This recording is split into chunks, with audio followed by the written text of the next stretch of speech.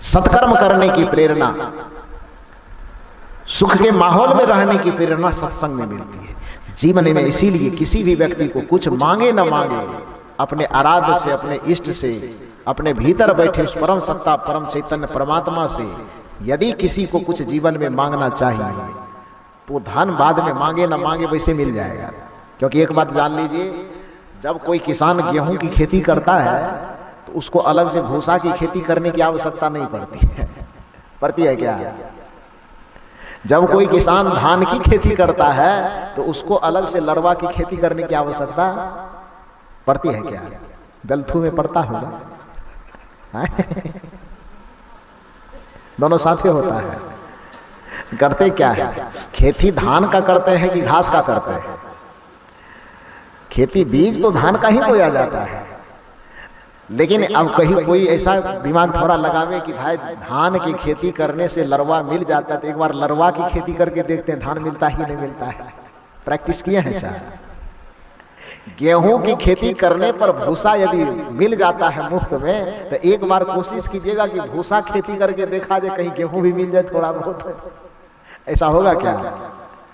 गेहूं की खेती करने पर भूसा तो मिल सकता है, धान की खेती करने पर लरवा साथ में मिल सकता है, लेकिन कोई यह पागलपन करे कि जब दोनों एक साथ में ही जुड़ा हुआ है तो भैया ऐसा करते हैं कि एक बार यदि गेहूं का बीज बोने से गेहूं भी मिल गया और भूसा भी मिल गया, तो एक बार ऐसा करते हैं कि गेहूं नहीं बो करके खेत में भूसा ही बो देते हैं, देखते हैं गेहूं मिलता है कि नहीं मिलता है।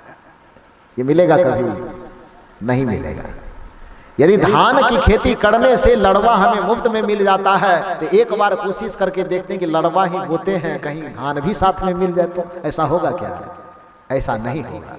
तो उसी तरह से धन के माध्यम से सत्य को नहीं खरीदा जा सकता, लेकिन सत्य के द्वारा धन को खरीदा जा सकता है। धन के द्वारा धर्म को नहीं खरीदा जा सकता, धन के द्वारा धर्म को उपजाया नहीं जा सकता, लेकिन धर्म के द्वारा धन को उपजाया जा सकता है। धर्म के द्वारा धन को हासिल किया जा सकता है। इसलिए कोई व्यक्ति जीवन में धन मांगे कि ना मांगे वो चलेगा, जीवन में पद मांगे कि ना मांगे वो चलेगा, जीवन में प्रतिष्ठा मांगे कि ना मांगे वो चलेगा, जीवन में स्वास्थ्य की कामना करे कि ना करे वह भी चलेगा। लेकिन प्रत्येक मनुष्य यदि जीवन में धर्म की, ध्यान की, सत्संग और भजन की कामना कर ले तो ये धन, ये दौलत, पद, प्रतिष्ठा उसके पास अपने आप चला आएगा, जैसे बीज के बोने से धान और भूसा अपने आप चला आता है। यहां तक कि केवल आप ये धान भूसा की बात मत कीजिए, शरीर, स्वास्थ्य, संपत्ति, सम्मान की ही बात मत कीजिए। यदि सत्संग आपके पकड़ में है, धर्म आपके पकड़ में है, ध्यान आपके पकड़ में है, तो जिस स्वर्ग और वैकुंठ को प्राप्त करने के लिए पूरा जीवन बिता देते हैं, वह स्वर्ग, वह वैकुंठ, वह भगवान, वह परमात्मा भी आपके पकड़ में आ जाएगा। वो आपके इर्द गिर्द नाचने लगे। केवल सत्संग बढ़िया से पकड़ में आ जाए, धर्म बढ़िया से पकड़ में आ जाए, भक्ति ध्यान बढ़िया से पकड़ में आ जाए, तो ये स्वर्ग, ये वैकुंठ, ये सके साकेत, ये सतलोक, ये अमरलोक सब आपकी मुट्ठी में आ जाएगा।